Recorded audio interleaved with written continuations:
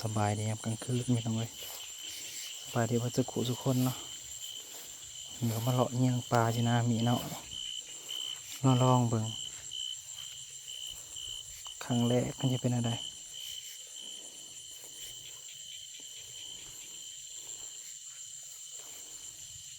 ลองครั้งแรกเยี่ยงปลามีบ่หรืออะไรเราจะคล้องหน้าเอาเบิดแล้วบ่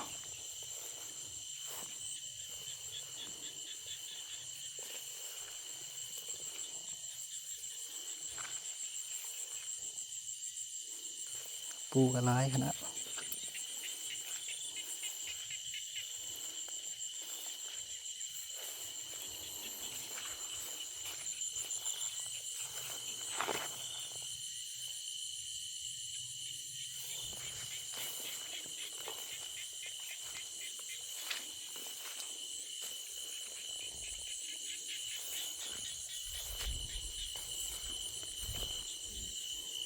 มาทดลองมันจะสิได้บ่ได้ไม่ต้องเลย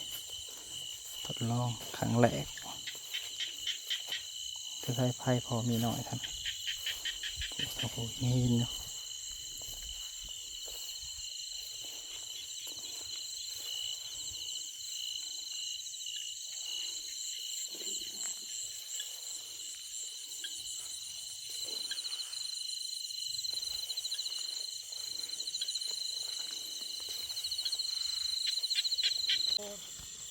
โตจะมาบุกเข้าแล้วเขางามเลยหามหายโตน้ำต้องกันดิซึ่งบอกเห็นพันเอาละพกกันแดงดวงดีเท่าพันเอาลูกโอ้ยเงี้ยอันนี้ก็จะโอ้ยเงี้ยเลยจะเห็นปลาที่ทั้งคนในเรือหน้าไพ่ทงนี่คืองามนะงามเนาะ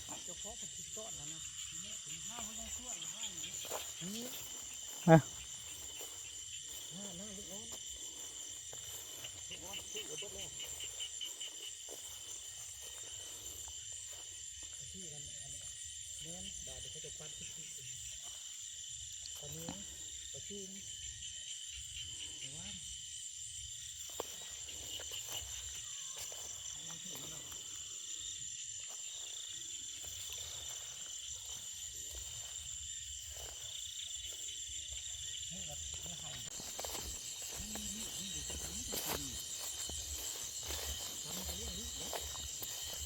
มาเนี่ยปลาเนาะ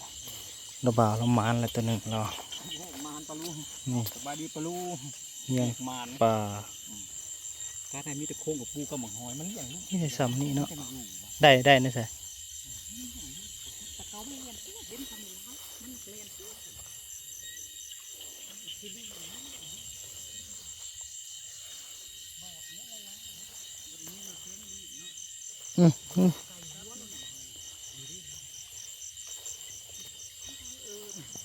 เสียไม่ใช่แต่เขาซ้ำนี่เลี้ยงลูกเลยนี่มันเลี้ยงลูกแต่เขาไม่เลี้ยงด้วยตอนแต่ก็ไม่เห็นนั่นก็วับหรอกอันนี้อยู่ให้แน่ค่ะกระเทวะลอย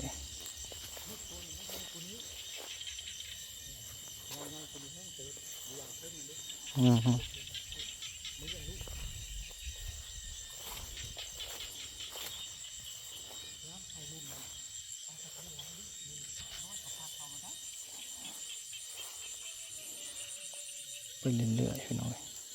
เก็บกบเก็บกำกับปูให้ตันว่าน้อย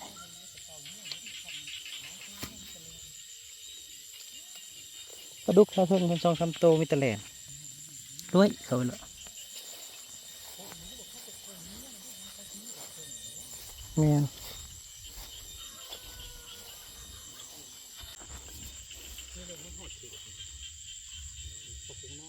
เจะลงหอดแต่นี่บ่ลงจุนยังนะบ่ได้ลงไปอีกบ่ในอีกตัวหนึ่งโอ้ปลานะถือเซยปลาลุงก็เพื่อที่ได้อันพ่อปีกเนี่ยเงาประมาณเที่ยงคืนแล้วก็คิดว่าจะพอได้แทงเลยมาลองเบิ่งโอ้ อันนี้ก็ลงแถวให้หน้าจะได้แทงกว่า เพราะมันหน้าหวานมันแหลนนิดตั้งบ่จะเห็นนะ บ่เห็นมัน รับรองอันนี้ได้ปลาโคตรใหญ่เลย ใช่อันนี้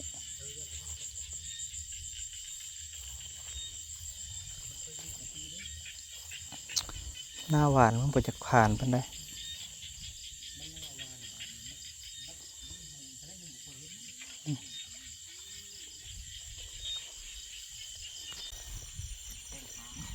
อยู่อยู่ติ ไปเลย ฮะ ไปเลยบุกปลาดุกตัวมันก็ลดนะครับที่ดำ อืม ก็ลดบุกปลาดุกดำเลย มันก็อยู่ให้แทงข้างเนาะ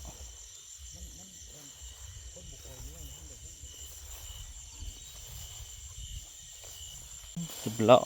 เรียบร้อย ดุกน้อย บังเอิญอีกแล้วตัวนี้ก็บังเอิญแท่งละบาทหนึ่งแท่งถึงหาง เหมือนสมควร แท่งเค็มดี เอาไปเอากระขักก็ยังบ่ถึงเราเห็นมือเดียว จุบแล้ว บึงบ่เป็นตะถึงเนาะ อืม บัดแท่งฟ้าผมบ่ถือแต่ก็ตะเพียนยอม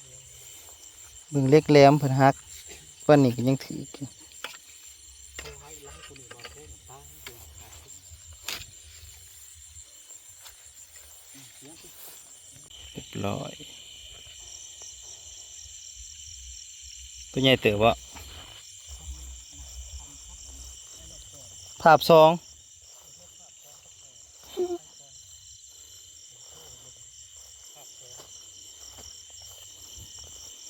ปลาดุกหน่อย เรียบร้อยป้าลุงเขาเทมือแลมสีนี่ นี่ เล็บมันไล่นี่บนมดแท่งกันมันหมักกินเด้เยื่องรอบก่อนนะรอบดำหน้านี่เด้ดิถือแข้งกรึบๆนะเนื้อน้อยก็ถือก็เลยเสือเนาะนี่เด้กระลุงบาทสรุปม่วงถ่าย โอ้โหเราแหละตัวน้อยๆนี่ก็ถือ แม่ โอ้ย บนมดบริใส่เสือเลย ใส่ก็จะเป็นยังไงเก็บไว้นะแม่พวกกระปูมีหน่อยเอาได้หลายเติบอยู่ให้ไปให้เขาเนาะ เลยแล้วเจอเอาเลยนี่ให้อีโต้ ได้หลายเติบว่าเจะก็ได้สิรับ ได้นั่นเนาะว่าง่ายว่าบริตัวใหญ่ให้ปลาลูกบ่เนาะมันอันน่ะน้ำมันบ่รู้ มันคนหลายคือเด้อปลา ปลาสองตัว ปลาหยัง สองตัวเพียงสองตัวบ่เด็กตัวน้อยเมื่อก่อนมันได้ตัวใหญ่เมื่อน้อยอ้าวผมก็เจออะไรนี่มันหมักกินขนาดได้มันเด็กเบิดแล้วแต่เก่าโอ้ยเรื่องมาหอยโอ้ยเรื่องคือโคตรนับบริ ค ขาร นมาเอาประจ อันเดือนหนึ่งนะ30 มื้อนั่นย่างขาดบุกเกิน2 ำสิเหลือหยัง เสื้อตัวที่เลือแบบว่าคู่ขึ้น อยู่บ้านเที่ยวนะโอ้ยบวกหนึงก็ได้แล้วกันน้อยนะ อืม ลอก ลายสมควร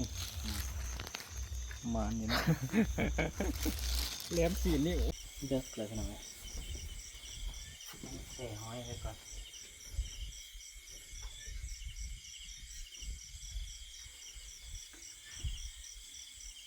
ข้างในจะตายเบิด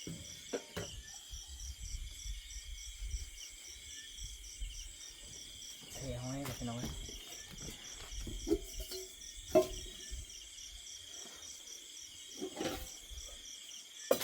ผมมีน้อยเอาห้อยฮะห้อยกระต่ายห้อยโขก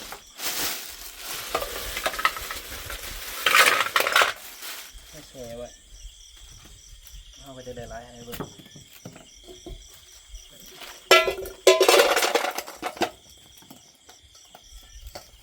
ได้ให้กำกระปูกำกระปูเข้าไปคืนก็ได้มาห้อยให้เลยนี่ก็หอยตามกับปูวิธีการง่ายๆมาให้คนว่าหน่อย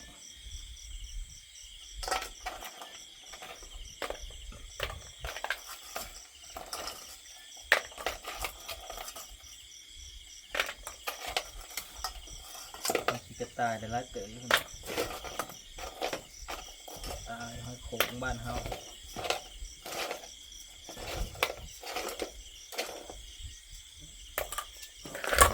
โขงเสียหน้ามันก่อน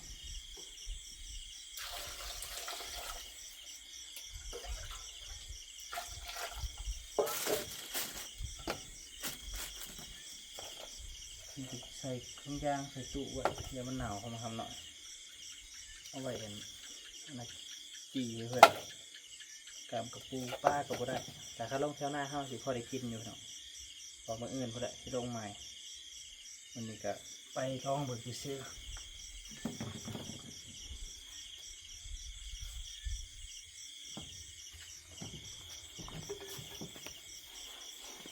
ตอนนี้ก็22 โมงปลายแล้ว2 โมงปลายยังตะอาบน้ำครับถึงป่าครับพี่น้องอยู่ฝนที่ตกในแดนหนึ่งพอกันใหม่เนาะขอบคุณในรายที่มารับชมเมื่อคืนมันกับไฟหังกับหงทีบอยู่มันแดดโซลาเซลล์หังกับหง